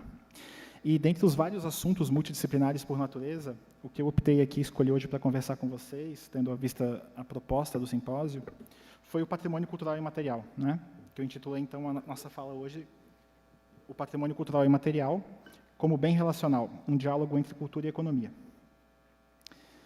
Por favor, pode passar. Então, para a gente entender o patrimônio cultural e material, é necessário a gente entender a perspectiva mais ampla na qual ele se insere, que é a do próprio patrimônio cultural, né? E aí eu gostaria de tomar 2 minutos, a parte professora aqui fala mais alto, né, para a gente fazer uma reconceituação histórica, né, porque falar de cultura, falar de patrimônio é falar de história. E para a gente entender como surge o patrimônio, como ele se estabelece, nós temos que olhar um pouco para a história, né? Até porque isso vai ajudar a gente a delimitar as variáveis que eu gostaria de trabalhar aqui com vocês hoje, né? Então, por mais que não haja exatamente um consenso do surgimento do patrimônio cultural, ou melhor, do patrimônio cultural enquanto conceito público, né, tudo indica que a primeira noção de um patrimônio comum surgiu com a Revolução Francesa, né, com a passagem do patrimônio do rei para o patrimônio da nação, né? Mas esse patrimônio da nação, de forma alguma, tinha uma conotação cultural, né? Em 1820, com um relatório do então ministro do Interior francês, Guizot, ele vai propor nesse relatório que se criasse o cargo do inspetor-geral dos monumentos históricos franceses, para que eles fossem cuidados pelo Estado, né? Porque esse patrimônio, todo aquele patrimônio cultural da época real foi absorvido pelo Estado francês, então o Guizot propunha a criação desse cargo, e essa é, na história, a primeira vez que existe uma ação pública focada no patrimônio cultural, né? Somado a isso, também a gente tem um panfleto de 1854, né, chamado A Abertura do Palácio de Cristal e Suas Relações com o Futuro das Artes, do crítico britânico John Ruskin, que naquele ano havia sido inaugurado na Inglaterra o Palácio de Cristal, e ele escreve no panfleto dele, né, enaltecendo aquilo, ele fala que é a primeira vez na história que um museu se torna um assunto de interesse de um país inteiro, né? Então, teve uma repercussão bem grande. E são esses 2 fatos históricos que vão levar os 140 anos de que a literatura chama do momento consagrador, até 1964, do momento consagrador do monumento histórico, né? Nesse período de 140 anos, vão surgir várias inovações jurídicas, sociais e políticas ao redor do mundo, que vão culminar em 1972, com a Convenção para a Proteção do Patrimônio Mundial, Cultural e Natural, né? Com a assinatura, então, desse documento, o conjunto de monumentos históricos passam a ser compreendidos enquanto patrimônio cultural da humanidade, formado por monumentos, conjuntos e locais de interesse. Nós ainda destacamos que a Declaração de 72 ela também vai conceber a noção de patrimônio natural da humanidade, né? Como falado mais cedo aqui no evento. Com a implementação pelos países membros da ONU, da Convenção de 72, começou-se, então, a perceber que ela não abarcava na totalidade o patrimônio cultural, né? Pois, para além da dimensão material que até então se tinha, havia também um patrimônio chamado imaterial, né? Intangível, ou como eu particularmente gosto de chamar, o patrimônio vivo, né? Aquele foco monumentalista, físico, do patrimônio cultural até então, ele não conseguia exprimir uma outra dimensão da cultura, que é a dimensão valorativa e corporal, né? A cultura é uma experiência corporal, né? E essa experiência corporal é própria da cultura e própria do próprio ser humano, né? E aí se perguntavam, então, quão tangível, de fato, é o patrimônio cultural para a gente sempre relacioná-lo com a dimensão material, né? Após um movimento de aproximadamente 30 anos de diferentes atores, em diferentes contextos, é aprovada, então, em 2003, a Convenção para a Salvaguarda do Patrimônio Cultural Imaterial da Unesco, que o define como... Pode passar, por favor? Eu trouxe a definição aqui, né? Sempre tem que ter um slide com um texto maior, na verdade. As práticas, as representações, as expressões, os conhecimentos e técnicas, junto com os instrumentos, objetos, artefatos e lugares culturais que lhes são associados, que as comunidades, os grupos, em alguns casos, os indivíduos, reconhecem como parte integrante de seu patrimônio cultural. Esse patrimônio cultural imaterial, que se transmite de geração em geração, é constantemente recriado pelas comunidades e grupos, em função de seu ambiente, de sua interação com a natureza e de sua história, gerando um sentimento de identidade e continuidade e contribuindo, assim, para promover o respeito à diversidade cultural e à criatividade humana.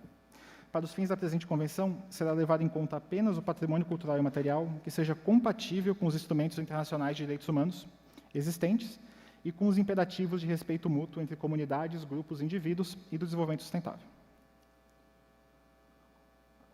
É importante a gente destacar também que já no Plano Nacional, né, em 88, na Constituição Cidadã, lá no artigo 216, no seu caput, já havia indicado que o patrimônio cultural brasileiro é composto por bens materiais e imateriais, né? Então, na vanguarda desse movimento, a Constituição já tinha recepcionado essa concepção, né? Então, por uma mão, num lado, nós temos o patrimônio cultural e material enquanto fenômeno, e, por outra, nós temos a administração pública enquanto lente, né? Pode passar, por favor. Na relação dessas duas, no equilíbrio desses dois lados, né, a gente pode fazer, então, algumas perguntas, né? A primeira pergunta é: qual a natureza patrimonial do patrimônio? Porque o patrimônio, antes de tudo, é um conjunto de bens, né? E qual é a natureza desses bens? Ou seja, e aí o próprio artigo 216 e a Convenção de 2003 apontam, né, que a ideia de patrimônio vem de um conjunto de bens. Então, qual seria a natureza desses bens? A segunda pergunta é: como a arena pública se estabelece em torno dessa temática? Como o professor André mostrou, esse é um tema de interesse nosso lá no núcleo, né, a formação das arenas públicas, né? Como o Estado, a sociedade civil e o mercado se organizam em volta dessa questão pública. Então, as perguntas 2 e 3, elas refletem uma dimensão importante para a administração pública, que perpassa a compreensão de como se produz, ou se coproduz, no caso, os bens e serviços públicos, e como se dá o processo de governança pública no desenho, implementação e avaliação de políticas públicas. E também, de forma mais ampla, como a própria sociedade se organiza no entorno das questões públicas que lhes são pertinentes, né? Então, para responder o primeiro questionamento, né, qual a natureza patrimonial desses bens, eu proponho aqui que nós voltemos para uma teoria lá dos anos 50, né, que é a teoria dos bens públicos do Samuelson, e que dá origem a uma tabelinha que está em todo o manual de economia. Pode passar, por favor, né? Quem teve a disciplina de economia já viu essa tabelinha em algum momento, né? É um modelo de análise bastante inteligível, que coloca duas dimensões, né? A primeira dimensão é a dimensão rivalidade, que está ali no eixo X, né? A rivalidade se assenta na capacidade de fruição de aproveitamento dos bens. Então, um bem ele é rival quando eu, ao utilizá-lo, impossibilito que outra pessoa utilize o mesmo bem. A segunda dimensão no eixo Y é a dimensão da excludência, né? Ou seja, a capacidade que se tem de impedir as pessoas de utilizar determinado bem, né? Normalmente, esses impedimentos eles vêm da cobrança de taxas, de dinheiro, para você acessar o bem, né? A partir da interação dessas duas dimensões, então, surgem 4 tipologias diferentes de bens que vão guiar toda a teoria econômica e também a ação pública. Quando a gente discute a diferença de um recurso comum, de um bem público, de um bem privado, de um monopólio natural, e a forma como se opta, por exemplo, por fazer permissão, por regular, por não regular, o nível de regulação está respondido aqui, né? Então, bens privados, primeiro deles, eles são rivais excludentes, né? E o exemplo clássico da literatura de bens privados é o sorvete, né? Um sorvete ele é um bem privado, porque o fato de eu estar tomando sorvete impossibilita que você tome o mesmo sorvete que eu, o que torna rival. E ele é excludente porque eu paguei para comprar o sorvete. Então, né, os bens privados têm essa característica, são rivais excludentes. Os monopólios naturais, por sua vez, são bens excludentes e não rivais. A distribuição de energia elétrica é o exemplo clássico de um monopólio natural, porque eles são excludentes porque eu preciso pagar para acessar a energia elétrica, mas eles não são rivais porque o fato de minha casa estar ligado na rede de energia elétrica não impeça que a sua também esteja ligado na mesma rede, né? Hoje a internet seria o exemplo moderno de monopólio natural, né? Normalmente esses monopólios naturais eles vão ser altamente regulados pelo Estado, né? Vai ser cedido para o privado através de concessões, né?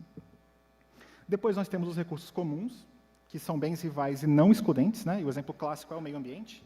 O meio ambiente eu não consigo excluir ninguém de usufruir do meio ambiente, mas ele é rivalizado, e isso fica claro quando alguém opta por poluir o ambiente, né? O fato de eu aproveitar de forma irresponsável do meio ambiente impede que outra pessoa o aproveite de forma inteira, né? E, por fim, os bens públicos, né? Os bens públicos, eles, por natureza, não são nem excludentes nem rivais, né? O exemplo clássico de bem público é a defesa nacional. Então, a defesa nacional, eu não consigo excluir ninguém de se aproveitar dela, por mais que não pague imposto. Isso é um problema típico da economia, que é o problema dos caronas, né? As pessoas que não pagam impostos, mas se aproveitam dos resultados que os impostos trazem, e eles não são rivalizados, né? Então, eu não posso... A defesa nacional, todos nós nos aproveitamos igualmente da defesa nacional, né? E aí, tendo em vista essas tipologias de bens, eu proponho aqui um exercício de pensamento para a gente, né? Como, então, identificar qual a natureza patrimonial do patrimônio, né? Ou que tipo de bens são esses, né? Então, se a gente for olhar para esse modelo e pensar a natureza do patrimônio cultural e material, a gente percebe de antemão que tanto o patrimônio cultural e material quanto a própria cultura, eles são bens não excludentes por natureza, né? Ao contrário, os saberes, os modos de fazer, as celebrações, as representações são, no contexto do patrimônio cultural e material, compartilhadas de forma intergeracional e em comunhão com a natureza e com a própria história de uma comunidade, né? Seja essa comunidade uma comunidade local, nacional ou a nível mundial, né? Assim, a gente pode desconsiderar a interpretação do patrimônio cultural e material como um bem privado ou um monopólio natural. Então, restam para a gente duas opções, né? Que são os recursos comuns e os bens públicos. O que vai diferenciar um recurso comum de um bem público é saber se o patrimônio cultural e material pode ou não ser rivalizado. E aqui eu faço um destaque que talvez, se a gente estivesse falando de patrimônios culturais materiais, a lógica de pensamento seria outra, porque eu consigo, por exemplo, taxar a entrada de alguém no museu para ver uma obra de arte, né? Então, existe uma excludência na Mona Lisa, por exemplo, na verdade. Sabemos que o patrimônio cultural e material não só não se esvai a ser utilizado por uma pessoa, mas sim precisa de que uma comunidade, seja ela local, regional, global, participe, transmita, viva e respire o patrimônio cultural e material, né? Para que o mesmo seja, de fato, então, um patrimônio vivo, né? Chegamos, então, por exclusão, à ideia de que o patrimônio cultural e material seria um bem público. E aí vem a questão, né? Será que ele é um bem público? Se a gente for olhar atentamente para os exemplos clássicos de bem público, né, que envolvem a defesa nacional, as sirenes de tornado e tsunami, a iluminação pública e as praças, fica um pouco difícil a gente visualizar como o patrimônio cultural e material, que tem toda essa sua dimensão, ele vai entrar no mesmo rótulo com outros pares que se assemelham tão pouco com ele, né? Contudo, esse esforço de pensamento que eu proponho aqui para vocês, ele me trouxe mais inquietações do que respostas, por isso tem uma interrogação ali no final, né? Primeiro, porque essa é uma análise negativa. A gente está tentando configurar o patrimônio cultural e material por aquilo que ele não é. Ele não é bem privado, ele não é monopólio natural, ele não é um recurso comum, né? E a nossa conclusão também é uma conclusão, então, de exclusão, né? Uma conclusão de exclusão que ele seria um bem público. Mas se um bem público não clarifica e não dá conceito para a gente com clareza e exatidão, se a gente está mais distante ou mais próximo de compreender o que de fato é o patrimônio cultural, a ver ele como um bem público. Então, na busca de uma leitura mais positiva, não tão negativa, né, não tão por exclusão, mas mais por identificação do que seja o patrimônio cultural e material, a gente pode analisar ele por aquilo que ele é, né? Um patrimônio vivo, uma forma de expressão da cultura de um povo, através de saberes, formas de viver, celebrar, criar, fazer, se divertir, ter fé, se relacionar com a natureza, com a ancestralidade e principalmente com o outro. Então, a gente pode observar que esse patrimônio ele possui uma capacidade excepcional de criar, estabelecer, manter e propagar relações. Pode passar, por favor. E aí, a minha ideia é que a gente olhe para relacionalidade, né? Mas o que é, então, a relacionalidade? Para falar um pouco disso, eu escolhi alguns autores ilustres, né, alguns gigantes, nos quais os ombros eu andei para conversar com vocês hoje, na verdade. Pode passar, por favor. E aqui eu trago a imagem deles, né? A primeira é essa senhora aqui na ponta, que é a Jane Jacobs. A Jane Jacobs é uma urbanista americana e ativista dos anos 60, que ela tem um livro muito bacana que chama Morte e Vida das Grandes Cidades Americanas, e lá ela percebeu a importância do que ela chamou de o balé das ruas, desculpa, o balé das calçadas. Ela verificou como as calçadas eram importantes espaço de encontro e de relacionalidade nas cidades americanas, né? E como a gestão dessas calçadas, como os espaços de happy hour, essas questões todas, elas impactavam diretamente na gestão urbana, né? Então, cidades que tinham boas calçadas eram cidades mais seguras. Por quê? Porque a calçada é um espaço de encontro natural na cidade, né? O segundo é o John Dewey, né? O Dewey é um filósofo e pedagogo norte-americano que nos é muito valioso lá no núcleo, né? Que lá em 1927, ele propôs uma coisa assim inovadora, né? Ele falou que a democracia, na verdade, é igual à própria vida na comunidade, né? E aquilo que a gente adjetiva como público é o resultado das relações que os cidadãos têm no entorno dos problemas que eles percebem compartilhar. O Polanyi, que é um historiador, sociólogo e filósofo, Karl Polanyi, ele demonstrou que a economia é também um espaço substantivo e não meramente um espaço de cálculo utilitário de consequências, né? O espaço utilitário das trocas finas do capitalismo, né? E que os resultados do modelo capitalista não refletem a totalidade das várias formas possíveis de alocação de recursos que a humanidade construiu até hoje, especialmente através da reciprocidade. A reciprocidade é a forma, por natureza, de relacionalidade, né? É a partir de Polanyi que entendemos que a esfera da vida econômica não está separada da social, mas sim que a economia está embebecida em relações sociais, né? Tem essa ideia que a gente tem dos economistas liberais de que a economia seria um mundo à parte, né? Aético, amoral, organizado apenas pela lógica do cálculo. E o Polanyi nos mostra que não, né? Que, na verdade, a economia é uma esfera da vida da sociedade, né? Não é uma esfera à parte, mas sim, ela se relaciona com a esfera social, né? De uma forma muito próxima. O Guerreiro Ramos, que é esse sociólogo brasileiro, negro, baiano, que foi exilado na ditadura militar, ele compreendeu que a economia de mercado, né, a dimensão econômica da vida capitalista é apenas um dos muitos sistemas sociais da vida que é necessário para a existência na sociedade, mas que ele deve estar delimitado dentro da sociedade, né? E ele chamava a nossa atenção para que a lógica instrumental capitalista ela não deve ser a lógica da sociedade, mas uma lógica de um espaço delimitado. A teoria da delimitação dos sistemas sociais fala disso, né? Nós temos que delimitar a economia num quadrado, né? Especialmente as relações humanas, não são espaços de trocas econômicas. O Marcel Mauss, que é um sociólogo e antropólogo francês, que é o pai da teoria da dádiva e da reciprocidade, né? Que através dos estudos etnográficos ele identificou, ele é sobrinho do Durkheim, um sociólogo também e antropólogo, identificou que é através da dádiva que a gente estabelece relações de comunidades, né? E como a reciprocidade, a magia, a fé e a cultura estão intimamente ligadas com o processo de dádiva.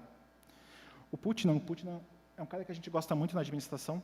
Ele tem uma pesquisa, um livro clássico, uma pesquisa clássica feita em 93 na Itália, que ele se perguntava por que a Itália do Norte e a Itália do Sul tinham tantas diferenças sociais, né? E ele foi responder essa pergunta através do conceito de capital social, né? E ele constatou que o nível de desenvolvimento das comunidades é o resultado da forma como elas se organizam, como as pessoas se relacionam, então, os espaços de participação social e de encontro que elas criam dentro das próprias comunidades. A Martha Nussbaum é uma filósofa americana contemporânea que ela demonstra como as relações humanas são um bem em si, que elas possuem valor, que elas são frágeis e que elas precisam de nutrição, né? E, por fim, esse par aqui, que é o Benedetto Gui e o Stefano Zamagni, que são dois economistas e professores italianos, que reavivaram o conceito de economia civil, que é uma escola econômica italiana dos anos 1500, então tem um tempo, que focalizava a importância do desenvolvimento do espaço do civil, da civilidade, por isso economia civil, né? Então, para a economia civil italiana, a civilidade é o resultado da relação das pessoas no espaço público, que acaba por gerar um ciclo, né? Então, as pessoas interagem no espaço público, se cria, então, esse espaço do civil. quanto mais pessoas interagindo, mais confiança pública, é o termo que eles usam, se gera, porque as pessoas só confiam naquilo que elas conhecem. Então, para as pessoas confiarem, elas têm que se conhecer. Então, quanto mais espaço de encontro a gente tem na sociedade, mais confiança se tem. Quanto mais confiança se tem, mais felicidade pública, que é outro termo da economia pública, se gera. Felicidade pública no sentido da eudaimonia aristotélica, né, da vida, da política, da vida em sociedade. Né? E quanto mais, então, felicidade pública, mais florescente é uma comunidade. Então, a partir da Escola da Economia Civil, esses dois professores, eles aprofundaram a discussão de uma categoria acerca dos bens que são os bens chamados relacionais. Pode passar, por favor. Então, os bens relacionais seriam bens imateriais, eles colocam, né, são bens imateriais, mas não serviços individuais, isso é importante, né? Ligados a relações interpessoais. E aí tem uma expressão que eu gosto muito, que exemplifica com clareza o que sejam os bens relacionais, né? Que diz assim: Mozart com você é muito mais do que Mozart sozinho. Né? Então, bens relacionais são esses bens que a gente experimenta com o outro, que estar com o outro traz uma outra dimensão no aproveitar, no usufruir, no fruir, na utilidade desse bem. Né? Pode passar, por favor. Então, se nós voltarmos lá, então, a primeira questão, que era qual a natureza desses bens, a gente tem algumas pistas aqui. Né? Se a gente voltar para a questão 2 e 3, que eu tinha colocado, né, quais sejam, como a arena pública se estabelece em torno da temática do patrimônio cultural e material, e como o Estado e a sociedade civil e o mercado se organizam em volta da questão pública, nós poderíamos responder essa questão à luz dos bens relacionais. Primeiramente, os bens relacionais, eles conseguem ultrapassar a dicotomia entre público e privado. As relações humanas, experiências essencialmente privadas, são só aproveitadas com o outro, dentro do espaço público. Público e privado coexistem, mas não se excluem e nem se rivalizam dentro dos bens relacionais. Falar de rivalidade e exclusão não tem muito sentido na relacionalidade. A relacionalidade, por natureza, ela é não excludente e não rival. Outra dimensão é a importância dos encontros. Bens relacionais são, por natureza, bens que pressupõem o encontro, pois é o encontro que traz a materialidade da relação. É somente no encontro que a gente materializa uma relação. Por fim, os bens relacionais organizam a vida na esfera pública. Como eu indiquei anteriormente, quanto mais as pessoas convivem, conhecem e reconhecem-se dentro de uma comunidade, compartilham projetos, a fé, a sua cultura, sentem, ou seja, quanto mais se relacionam, mais passam a se conhecer. Quanto mais se conhecem, maior se torna a fé pública, a confiança pública, como os economistas civis chamariam, ou então como os cientistas políticos atuais chamariam, maior o capital social de uma comunidade. Quanto maior a fé pública, mais empoderante se torna o campo civil de uma comunidade. Quanto mais empoderante é esse campo, mais florescente se tornam as comunidades mais desenvolvidas e mais sustentáveis. Por quê, né? É a partir das relações de confiança, de fé pública e de civilidade, que nós poderemos construir o nosso tão desejado futuro comum, né, para referenciar o conceito de desenvolvimento sustentável, alicerçado na cooperação e na comunhão do homem com o seu meio e com a natureza. Pode passar, por favor. Resta, então, a gente voltar ao questionamento central da nossa discussão, né? Seria, então, o patrimônio cultural e material um bem relacional? Bem, aqui começaria o que eu gostaria de conversar com vocês mesmo, mas aqui vai terminar por causa do tempo, não é verdade? Pode passar, por favor. Muito obrigado.